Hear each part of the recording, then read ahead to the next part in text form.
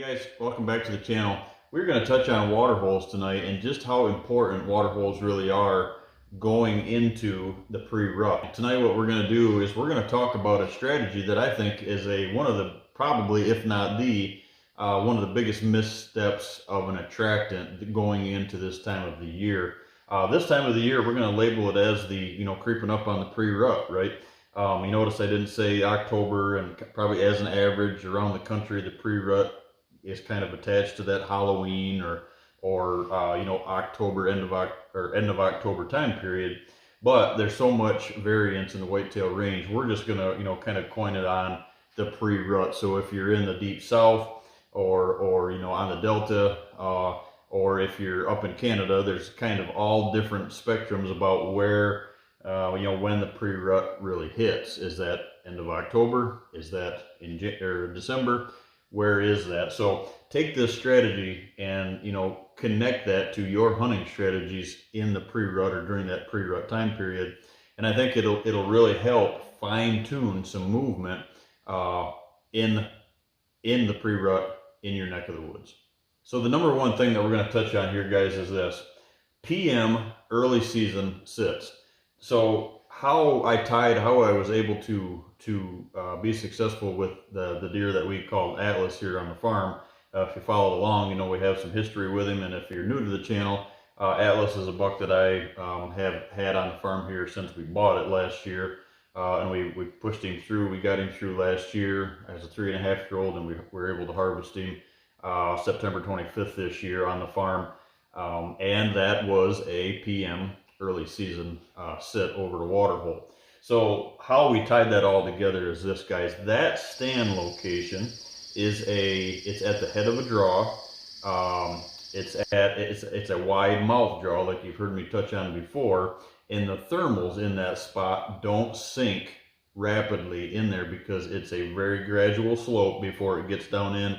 Another 100 yards or 200 yards past me, it is pretty steep, going down into more of the creek shelf, let's say, down towards the property line. But the trick is with it is it's about 60 yards off the edge of the wood line down to it, let's say, and it's thick around it, and I've got some work to do with taking some habitat away from the top end of it so I can get into the stand because of some logging that had been done before I got it, and I added logging, but we didn't add any more logging to that rim that we always speak of. Luckily, it's only 60 yards. We're not talking about 200-300 yards into it, right? So it's a stand that you can hunt in a PM.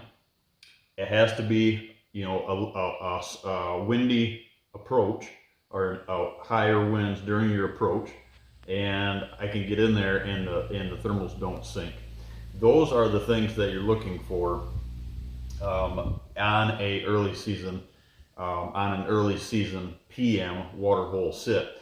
It's between bedding and food, and closer to the food than it is the bedding, so you're not going so far internal, but you're still catching that daylight movement before it gets to the food plot. So when they hit the food plot, we can get out of that and we're not blowing that, interrupting that movement to the food plot. Huge piece of the puzzle that I was able to take advantage of this year with Atlas. He played his cards many times last year in that spot, all during daylight, a lot of it during daylight, and he picked right up where he was at, what he was doing last year. As a 3.5-year-old, he was picking right up now as a 4.5-year-old. That spot just was one of those that got better. I was able to get the water hole to it this year. I was able to get my access clean this year, and the only thing, like I said, we're working on is trying to take some of that habitat out away from behind the stand to get in there. So that stand's only going to get better with age too. I have another 2 or 3 different bucks that are using that same spot now, all during daylight, and it is one of those spots that we could be successful. It's actually a spot, guys, believe it or not, it's actually a spot on the farm that I'm able to hunt AM and PM because of the way it lays in there. It's not too steep either way. Access is really good into it in the morning because there's no deer down in there.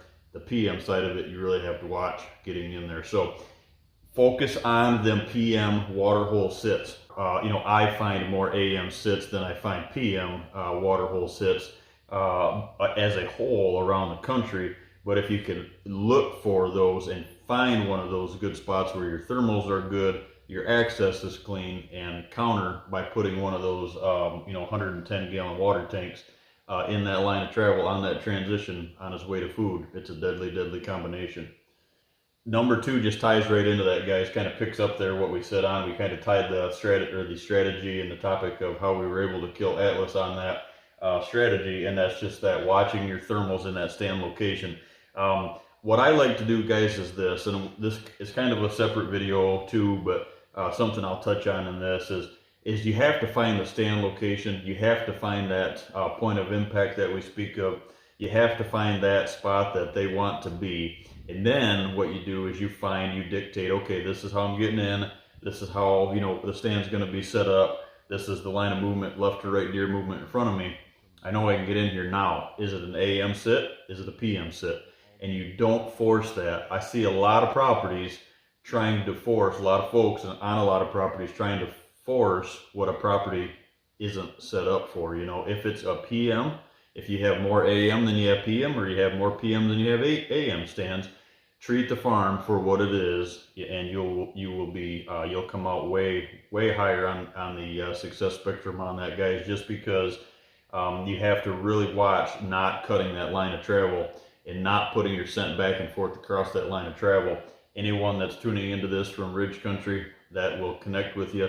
A lot of folks that are in flatter grounds, maybe some parts of Michigan and Wisconsin that doesn't have contour, you're kind of wondering, what do you mean cutting the line of travel? Every property has a line of travel, but on flatter ground, it's edge versus contour. And then you get into the contour in Ridge Country, you tie contour to edge, and you have a dynamite, like we've always taught, guys, you have a dynamite combination there. Great place to add a water hole. You just have to treat it. Are you above the line of travel? Are you below the line of travel? And dictate whether that's AM or PM. Number three, guys, is this. I do not focus any of my hunting strategies for AM early season unless it just happens to be that magical spot on the farm and you're able to, get ahead of that daylight movement. Most of the time in the early season, you'll find is all deer, but all the bucks are, already past a spot in the morning back into bedding areas, and you're burning a lot of energy. You're burning a lot of time in the stand. You're burning a lot of time away from the family that you could be saving for the pre-rut and the rut, and focusing on some AM sits. And that's how we really know when it's time to start diving into AM sits and going into those stands, that stand assemblage that we already have set, and start watching that movement. And luckily we've got the trail cameras to tell us that information now, the cell cams, and that's given us the information, and we know that now we can start implementing some more AM strategies. That's the reason why.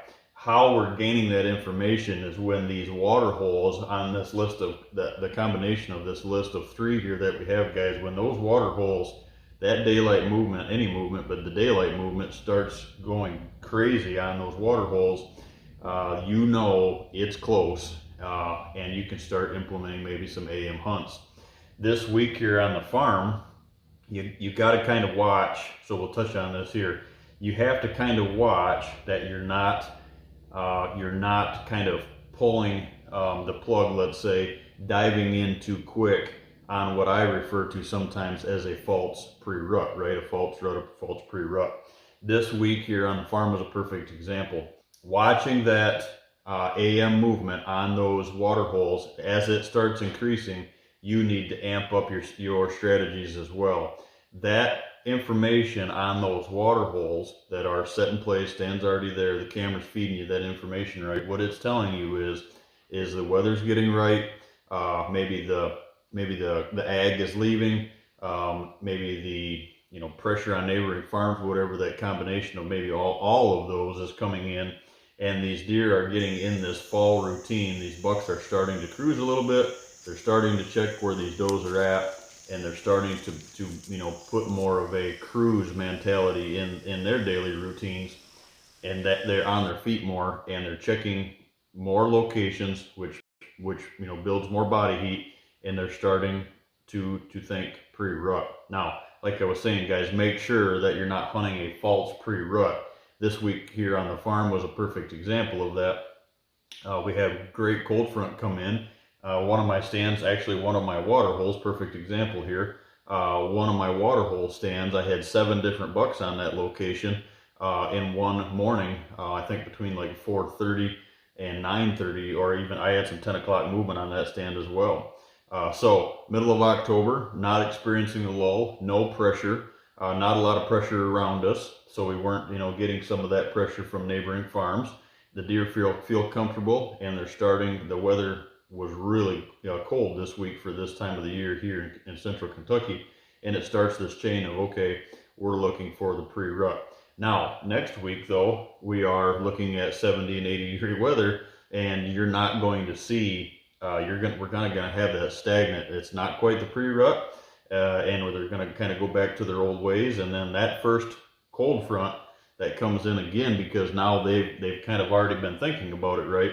That first cold front that comes in this year, it looks like in the 10-day is going to be around my magical day, around like October 27th, 28th.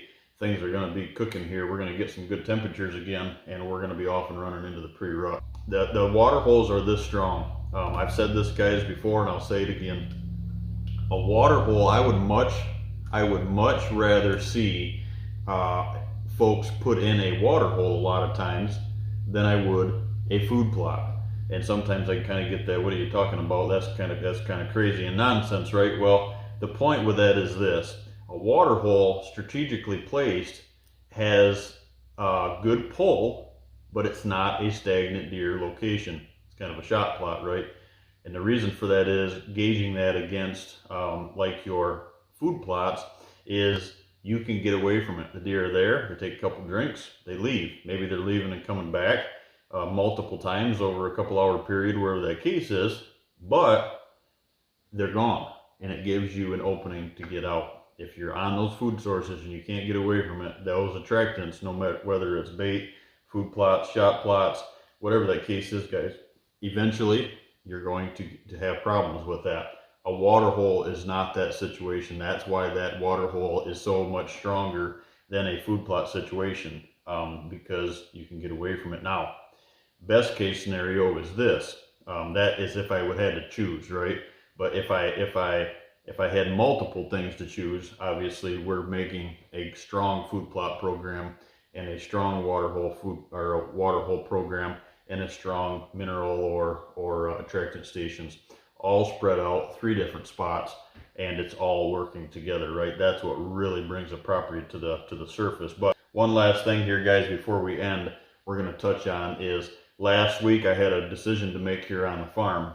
One I haven't had to make on the farm or any of the farms in over 10 years when I started implementing water holes, right?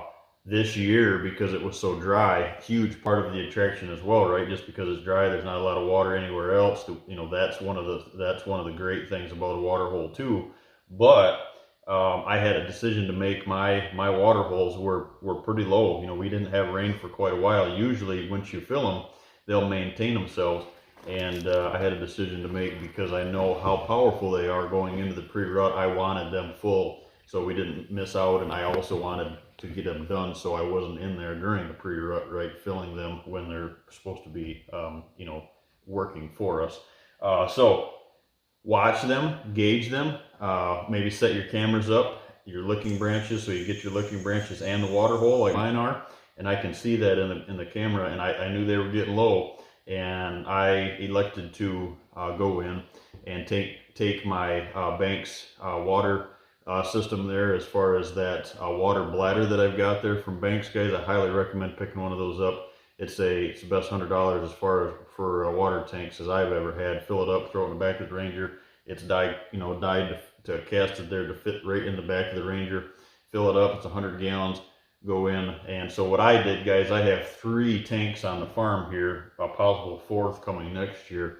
And what I did is they were already half full, but what I did is I put 100 gallons in that water bladder, and I went in and I just put all the 100 gallon in there. It kind of pumped a bunch of the leaves and debris and kind of freshened them up a little bit. And then what just like, if you want it to rain, go wash your pickup, right? 2 days later we got rain, and they all look very good now. One of the tips on there, I've kind of added this, guys, as a 4th. your critter sticks. You'll see me, I'll put a video here. What I've been doing is always make sure, guys, you can get the bricks with a bunch of holes in. I actually ran out of a couple of them. I didn't run out of them, that one of them actually broke. But the perforated mortar, they're the bricks with the perforation in them that you can get. You can put those around your critter sticks, guys. Zip tie them around your critter sticks, or I had some wire left over from the lodge here the interior wiring that I put around them, some Romex. But one of the things to remember is this, guys, don't put those at the bottom. Kind of put them up your critter stick about maybe a foot, 14 inches, and put them on there, make them real tight so it doesn't slide down. The reason I do that is because the critter sticks will move, the wind and they move around, and the animals working on them or whatever. You don't want that brick in the bottom of that water tank moving and eventually wearing a hole in that tank. So that's how the reason I do that is so they're weighted, right? The weighted critter stick, so they don't come out. So don't overlook these steps, guys, with the water hole. It has that much power. They have that much power. And here are, 4 topics to get you to success with a water hole strategy, a water hole program on your properties. Thanks, guys.